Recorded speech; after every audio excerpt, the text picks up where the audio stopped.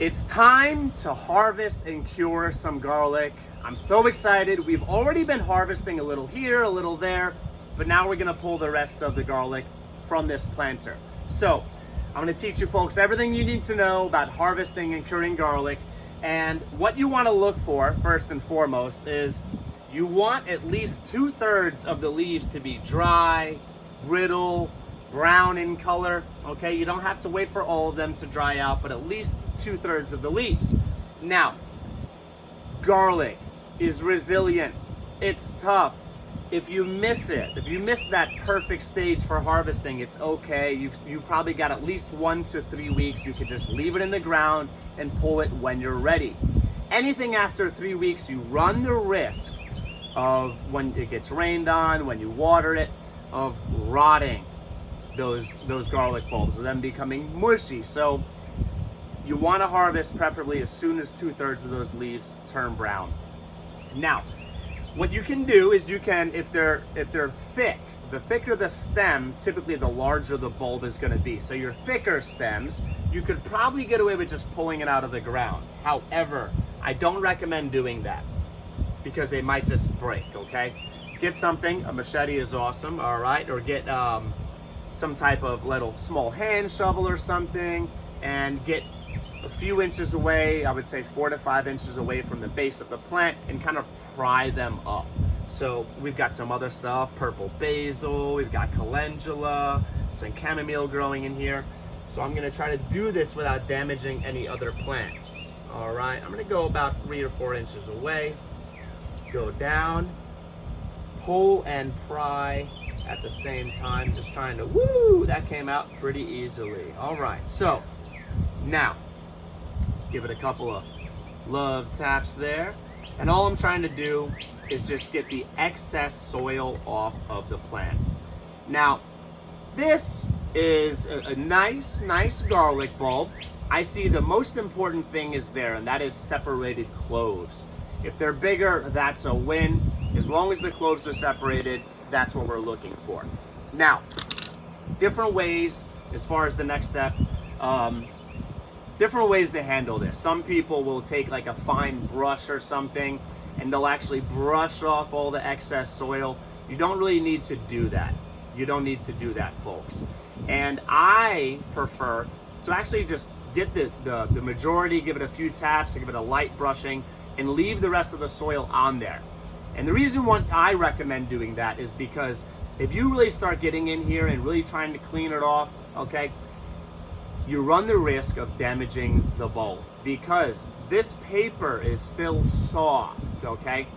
In the curing process, one of the reasons it's important to cure garlic is that the paper dries out. It becomes more brittle, more flaky. And at that point, it's really easy to clean them up. But I don't want to mess with this too much. So really simple. You have some options here. You can braid these, okay, which looks beautiful. It's really cool. Hang them up in a cool, dry place. Now, I've heard a person or people say warm or hot, dry place. Most important thing is a dry place. I recommend a cool, dry place, I think is ideal. So you could braid them, that's really cool, and hang them up. Or you could just kind of put them anywhere that, preferably dark as well. Dark is also ideal. Dark, cool, dry place. So you can just put them anywhere that it's dark and cool and dry, and just give them a minimum of 7 days. You're looking more for like 2 to 3 weeks. Again, it's resilient, it's tough stuff. And as you cure this, you can go up to 4, 5, 6 weeks, and it's absolutely fine. Why do you cure garlic? The most important thing is to dry it out.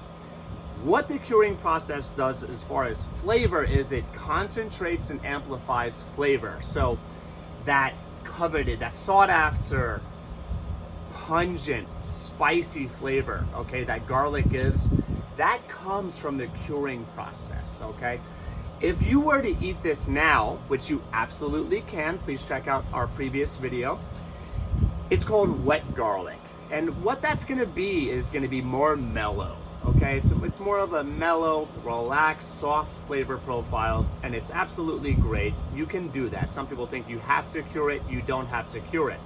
So after it's cured, whether you have it braided or you just put it somewhere, again, dark, cool, dry place, what you want to do is you want to cut above the bulb, just a few inches, okay? So I'd be cutting about here, okay?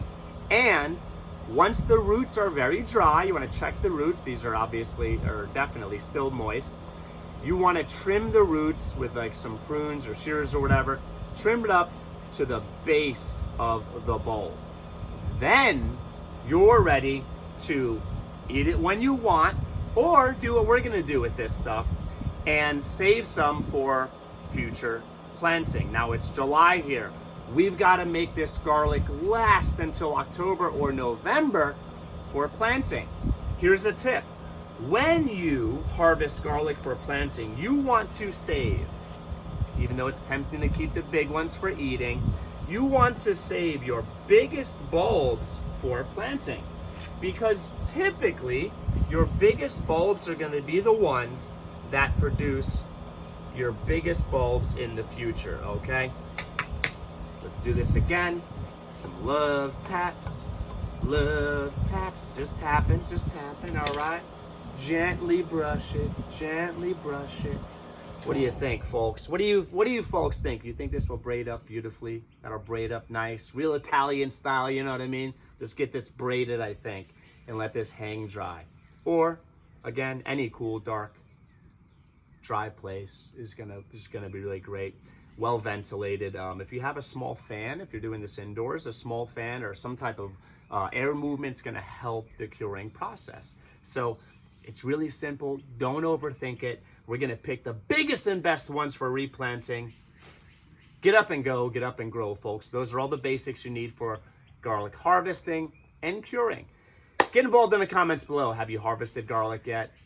Are you waiting to harvest your garlic? Okay.